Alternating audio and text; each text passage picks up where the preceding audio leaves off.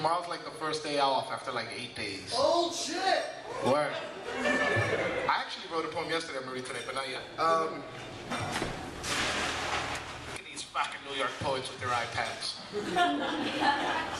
This saved my trip. Like, it's been so much easier than past things.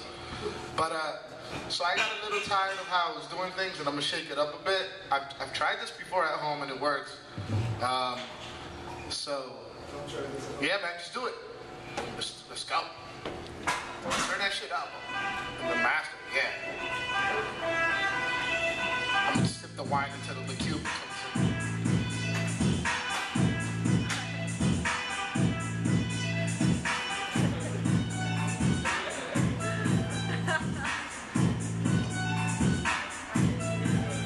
Dominican blues, born of backlands, black music of third world islands. Guitars, drums, tobacco, rum, broken hearts, infidelity, death, unstoppable, determined love. Black music. In swanky saloons filled with sounds, tears, tabaco y ron, we cry through guitar riffs. Porque la guitarra llora por todo, cortado por mal de amor. Canciones del pueblo, gritos ibaeños de lengua escoltada, heard through ridiculed accents. Music born of pain and back alleys too loud to be ignored. Wounded hearts congregate bars with worn out floors. More tobacco, rum, picks, strings, three-step jump ballet, pressed bodies, closed eyes. Cántalo, bachateame, tócame el quinto requinto loco, loco de amor. La guitarra, el micrófono y mil gritos prendidos en la noche, escuchado solo por el Lucero. Dominican York refugees looking for better lives migrate their music uptown to Washington Heights. Segundo Cibao. Tears for love left behind, more tobacco, more rum, always bachata. Spread east like a bad rash in the Bronx, took the people, music took the Bronx, the barbershops, bodegas, cabs. We make guitars, wine, spring tantrums. We defy cabaret laws. We dance everywhere. We dance close because there's no other way. And the streets, the bars, the city, Santiago, San Francisco, San Juan de la Maguana, but now todo mi isla, my Santo Domingo, my bachata. This is my Dominican blues. So ven y bachateame, mamá. I'm just gonna let it ride out for a bit. Parachute. Alright, you can cut that. Oh no, I closed the button like I'm done.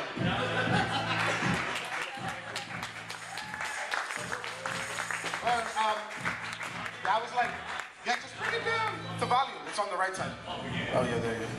Oh, you did. You wanted to do an effect. I like it. I like it, Alex. You're a mensch. Yeah, I'm from New York and shit, and you know. Word? How was the drive, man? Oh shit. Okay.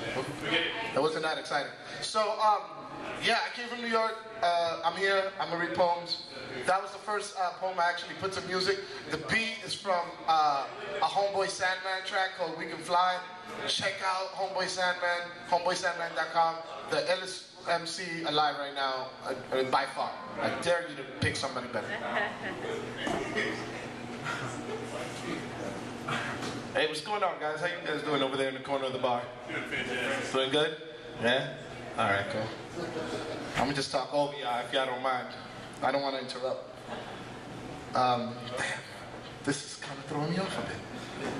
Alright, let's do a poem. So I've been flying a lot. Fuck flying because planes are like worse than backs at this point. With plane companies and shit. Let's occupy some fucking planes. And tear out seats and just make leg room for everybody. So I flew United. In my last tour, I flew United, and I wrote a poem to them because they're assholes. I am economy. I'm not first or business or even economy plus, just plain economy. The traveler next to me can't sit with her children, even though there are plenty of empty rows. She is economy as well. The flight attendant with the plastic face and the eyebrows drawn way too high kindly reminds her that the empty rows are economy plus, and she is not plus, only plain. The difference is $30.05. The difference is empty. We are sardines, lower middle class, higher lower class, middle lower class, lower class, poor ass class. Why are you even flying class? Please sit on the wing class. You belong in a pet carry case class. Yes, you have a ticket, but you still ain't cool enough to fly with us class. You will not get a refund. We will not give you plastic wings. Everything will come with a plastic smile and eyebrows drawn way too high.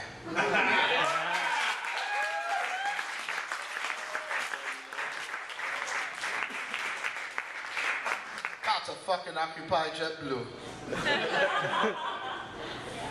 I want extra chips. I want chips, period. Oh, on the way here though, I didn't know that Portland and Seattle were close to. I took a plane. I felt stupid when I found out how close it was. Yeah, that's stupid. Yeah. But I took a plane, so like all these other flights have been shit, right? This is like a 40-minute flight, 30 minutes or some shit, and they done gave us free wine and beer. What? Right? Like they only had enough time to give everybody one. They don't even got time to drink that. Yeah, I drank it twice. Anyway, this poem is about my left hand. I'm a righty. In all of this, my left hand has always been the innocent party. It is not responsible for the carnage of cells, the savagery of soft flesh choking skin and blood. Most of the time, it won't even bear witness to the atrocities of its twin. My left hand is always plausible deniability. But it feels each follicle of hair stand alert on their own personal mountains, waving like mounted flags in horripilated conquest. It knows this is when its counterpart begins the sinister seduction of secrets. My left hand takes its cue, turns, runs, hides, and clenches itself in a deafening hum. What happens next is always mystery. The creep of guilty digits, the dig of soot and epidermis, the desecrated cicatrix of deliverance. This is the work of Hyde, mirrored doppelganger having its fun, living in hubris, leaving long trails of beautiful disasters. And when my left hand awakens from this quivering cowardice, it begins the tedious act of reconstructing, burning, cleaning. It lives in fear of this fantastic destruction, this flesh and blood that resembles itself so closely. Sometimes, my left hand wishes it can shed its many layers of dermis, exist in the nudity of muscles and veins. It wishes it can taste the thick, delicious pulp of devastation, wishes to be a part of the callous breaking of abstinence, if only once before final act of mutilation.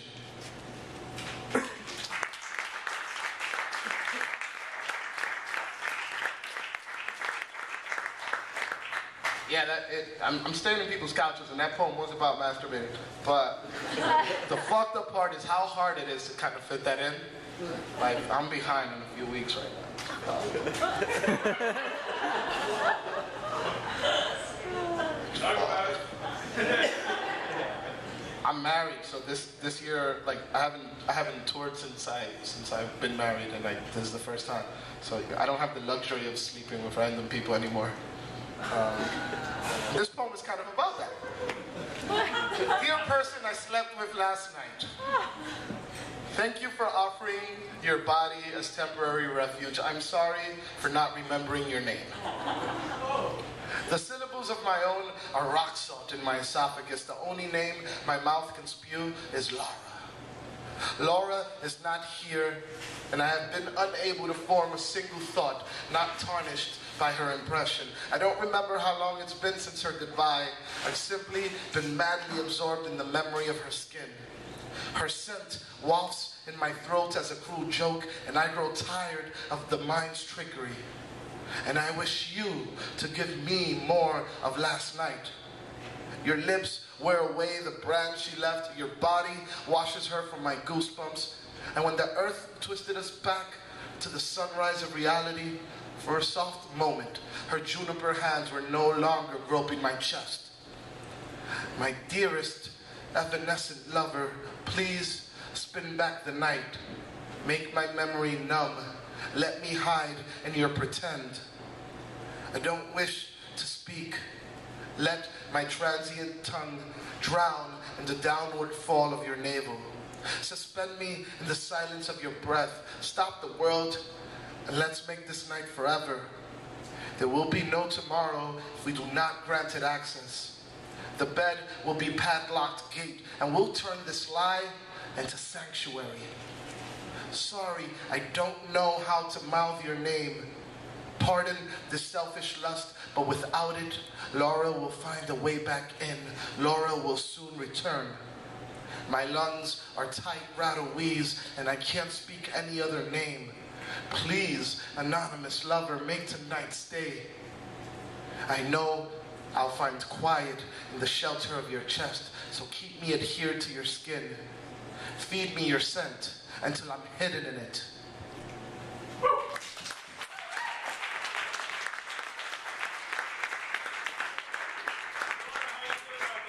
I don't know. Oh, is there a Laura? Oh, Laura. Damn you, Laura. No, still haunted me. Look at that.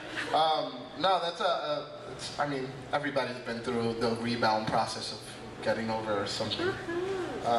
What the time is like, dog. I haven't been keeping track, and people sidetrack me. It's like whatever, a couple more. Word, I like that idea. That poem, I'm not reading that one. Not reading that one. That one's kind of cool, but I'm not reading it. I'll do two more. That's all I'm doing, though. I said two more. That's what I'm doing. Oh, I'll read the new one. I wrote a poem yesterday. Yes. And the Laura poem I wrote last Wednesday. I've been writing on tour. This shit feels good. Like when you don't have to work, you can just wake up, hungover. Like, I'm gonna write some shit today. This is written yesterday, about yesterday, on my way to meet the poets before we went to Vancouver, Washington, to read more poetry and shit. Portland, you wet splash of drenched. I heard you were only drizzle. Today you showed me your fierce downpour. You were one gallon drop after the next. I was directionless, bus riding, fedora bucketed and gutter spilling down the dropping brim onto my beard. Portland, this is a new hat. I was only trying to meet poets down in Hollywood. What karma did you rage this on me from? I'm a sponge now, and my socks are anchors. Damn you, Portland. Thank you for reminding me what rain can do to frail hoodies and boots left unzippered. Thank you for usurping my absorption with comfort. You broke the gray and gave me yellow warmth. I learned to love the sun after a lifetime of barred dark. And right where my giddy-eyed worship began to make me shiny, I turned the corner with my poets, and you gave us the gift of rainbow.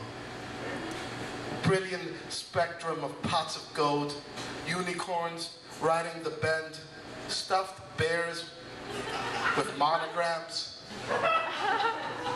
Thank you, Portland, for showing a New York boy how North Pacific skies can soften a storm.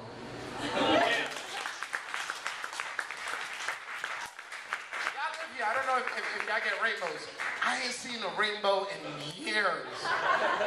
I see them on TV. I'm like, that shit don't happen. There's no such thing as a fucking rainbow. So now I'm gonna read the poem from the book. Buy the book because the shit is heavy. And Jane leaves on Saturday. I'm gonna stay for the slam. I'm gonna be the feature on the slam at Rebar on Tuesday. Come out to that. I'm gonna be really sure you ain't heard yet, but not a lot. Yeah, like a few. And maybe that Portland poem will be a little more edited. I just wrote it yesterday. I don't know if I can read this. So this poem I'm about to read got published because it's awesome. Little cocky. I'm cocky about this one. This poem was written after Mr. Charles Mingus after the song, Haitian fight song. And I've done this again before, so let's rock it. I'll just let it go. What's my safe word? It'll say what it needs to say. Pass him the book. I don't want to give it to you because then you're gonna have to I forgot to tell you, you're gonna have to fluctuate in volume because this shit gets really loud. It begins with the fingers stroking their way through the strings the way blind discover new country. The left hand making creases on its fingers, holding the string tight on the neck. The right hand fondling strings below the chest. Each stroke, fingered, pluck, a new reason to resist. The player's eyes are closed, but the bass is wide alert.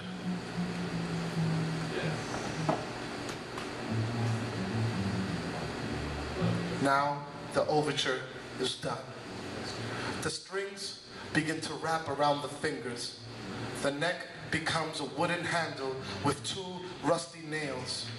The chest begins in a narrow, expanding into the navel, breaking ground for the authority of hips. Steel now. Cold, hungry steel with an edge sharp enough to cut shackles in one slice. This music is still low, pounding and heavy. The bassman is upset. He pounds harder. Now he's angry. Pound, pound, pound. His face is red. Pound, pound, pound. Veins hard like sugar cane. Pound, pound, pound. His bare feet are swollen, but he feels no ground. Pound, pound, pound.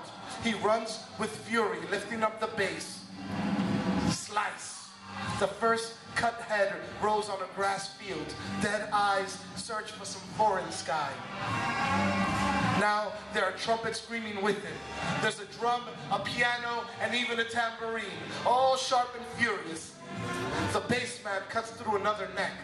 The trumpet blows head off shoulders, spine attached, dragging a green French heart, leaving torso standing in terror. Now the keys are stomping craters. The drummer is crushing heads. With each crush, another machete raised. For every plantation, new machetes forged, tested on heads holding receipts, as if paper can guarantee ownership over flesh and fury. The band is in full massacre. When asking for freedom does not work, the blade negotiates. From the north, machetes made bloody of ID. Bare feet march south as new blades point to some heaven and catch the sun before staining the ground crimson. Fight, pound, slice, blood. Fight, pound, slice, blood. Fight, pound, slice, blood, faster and faster as the horn fills the island with rage and hope. The song repeats and goes on for 13 years. The bassman is pensive, low, never quiet, as if retelling the story to a new nation. He plucks and digs, he washes blood and digs. Louder, he digs. This is where he begins to play again. The same pound he played in the beginning. A little happier now, in celebration now. The same notes and chords as a reminder. Horns, keys, and drums are louder, with no fury, but louder, and jubilee and louder, retelling the story with the bassman, making sure no one forgets. And although they've stopped, I can never get over the thump, slice, pound, and blood. I never forget how revolution began with a blade, or how Mingus tells the story of an upright bass that became a machete. Yeah. Buy the fucking book. And I've been on tour for a while. I'm real broke. Buy me a drink. And tip the bartender.